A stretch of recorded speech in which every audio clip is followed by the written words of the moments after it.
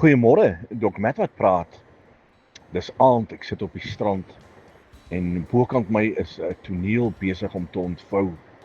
Sterre, drie susters, skorpioen, suiderkruis, al die sterre almal is in 'n lyn en skielik raak my hart sag en my oë skiet vol trane en ek besef hierdie God wat ek ken, hierdie Jesus, my vriend, dis hy wat hierdie sterre en hierdie planete in hulle bane ingeslinger het. Dis hy wat dit gemaak het, hierdie grootte Jesus. En ek besef weer eens sy grootheid.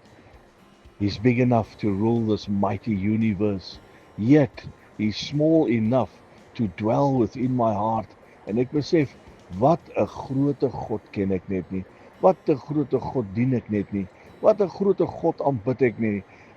Jesus, my vriend, en ek besef, daar is net niemand soos hy nie. Hy is die een wat ek ten alle tye kan vertrou. Hy is die een wat altyd daar is vir my. Hierdie Jesus wat groot genoeg was om die sterre te maak, is groot genoeg om my klein probleempie, my klein situasie uit te sorteer.